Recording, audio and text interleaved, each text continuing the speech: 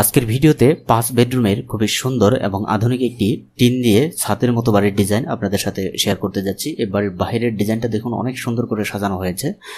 আপনি চাইলে এভাবে একটি বাড়ি করতে পারেন যদি আপনার স্বপ্ন থাকে। তো প্রথম থেকে আমরা বাড়ির ভিতরের ডিজাইনটা দেখে নেব যে আসলে ভিতরের রুমের লেআউটগুলো কিভাবে করা হয়েছে। এটা হচ্ছে বাড়ির ভিতরের অর্থাৎ ইন্টেরিয়র রুম লেআউট। এবারের 5টি বেডরুম দেখুন, এই সামনে রয়েছে 2টি বেডরুম এবং পিছনে রয়েছে 3টি বেডরুম। এই 2 কর্নারে 2টি এবং মাঝখানে রয়েছে একটি বেডরুম। টোটালি হচ্ছে 5টি বেডরুম এবং এই অংশটাকে ফয়ার হিসেবে রাখা হয়েছে এবং টয়লেট রয়েছে 3টি। এটা হচ্ছে অ্যাটাচ টয়লেট, এটা হচ্ছে কমন টয়লেট এবং এখানে রয়েছে আরও একটি কমন টয়লেট। এটাকে স্টোর হিসেবে ব্যবহার করতে পারেন। এটা হচ্ছে কিচেন এবং এই অংশটুকু ফয়ার হিসেবে ব্যবহার করতে পারেন। এটা হচ্ছে মেইন গেট এবং এখানে একটি সিঁড়ি রাখা হয়েছে। এই সিঁড়ি দিয়ে আপনার 3টা ধাপ রয়েছে, অর্থাৎ প্রতিটা ধাপ হচ্ছে 6 ইঞ্চি করে। 1.5 ফিট উপরে হচ্ছে মেইন ফ্লোর। এই সিঁড়িতে উপরে উঠলে এখানে একটি খালি জায়গা রাখা হয়েছে, অর্থাৎ পোর্টস হিসেবে এই জায়গাটুকু ব্যবহার করতে পারেন এবং এখানে দুই পাশে 2টি বসার জন্য সিট রাখা হয়েছে।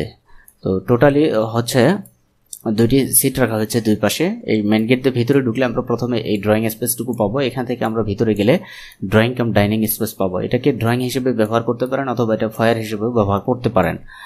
এবং এখানে বড় একটি ড্রয়িং ডাইনিং স্পেস রয়েছে। এটা হচ্ছে আপনার ড্রয়িং রুম হিসেবে ব্যবহার করতে পারেন এবং এটা হচ্ছে ডাইনিং স্পেস। তো এ হচ্ছে বাড়িটার ভিতরের অর্থাৎ এই ইন্টেরিয়র রুম লেআউট। এবং বাড়ির সামনের দিকে 2টি বারান্দা রাখা হয়েছে, 2টি রুমের সাথে অ্যাটাচড বারান্দা রাখা হয়েছে।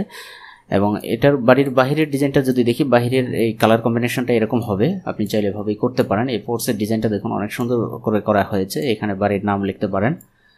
তো এই বাড়ির অন্যান্য পাশে যদি দেখি, এটা হচ্ছে বাড়ির ডান পাশের ডিজাইন, এটা হচ্ছে বাড়ির পিছনের অংশের ডিজাইন, এটা হচ্ছে বাড়ির বাম পাশের ডিজাইন।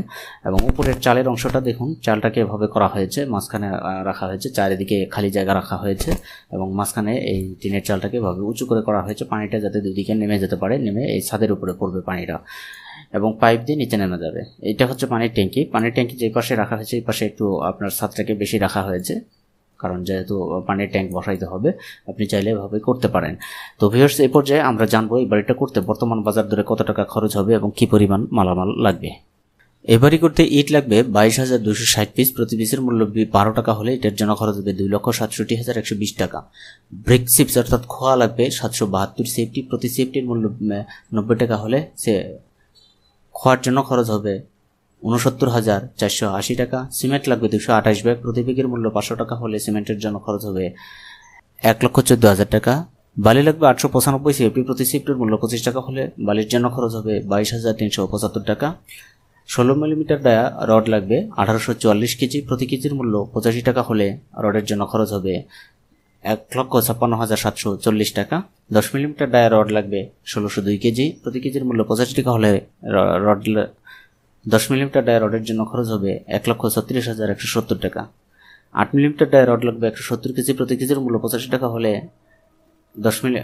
8 মিলিমিটার ডায়া রডের জন্য খরচ হবে 14,450 টাকা। 3 ফিট 4 ইঞ্চি বা 7 ফিট সাইজের দরজা রয়েছে 6টি। একটি দরজার খরচ ধরা হয়েছে 8,000 টাকা। 6টির জন্য খরচ হবে 48,000 টাকা। 2 ফিট 6 ইঞ্চি বা 7 ফিট সাইজের দরজা রয়েছে 6টি। একটি দরজার খরচ ধরা হয়েছে 6,000 টাকা। 6টির জন্য খরচ হবে 36,000 টাকা। 5 ফিট বাই 7 ফিট সাইজের স্লাইডিং দরজা রয়েছে একটি। এই দরজার খরচ ধরা হয়েছে 8,000 টাকা। 5 ফিট বাই 4 ফিট 6 ইঞ্চি সাইজের জানলা রয়েছে 10টি। একটি জানলার খরচ ধরা হয়েছে 12,000 টাকা। 10টির জন্য খরচ হবে 1,20,000 টাকা। 3 ফিট বাই 4 ফিট সাইজের জানলা রয়েছে একটি। এই জানলার খরচ ধরা হয়েছে 9,000 টাকা। 2 ফিট বাই 2 ফিট সাইজের জানলা রয়েছে 3টি। একটি জানলার খরচ ধরা হয়েছে 3,000 টাকা। 3টির জন্য খরচ হবে 9,000 টাকা। মিস্ত্রি খরচ ধরা হয়েছে 230 টাকা প্রতি স্কোয়ার ফিটে। 1519 স্কোয়ার ফিটের জন্য খরচ হবে 3,49,370 টাকা।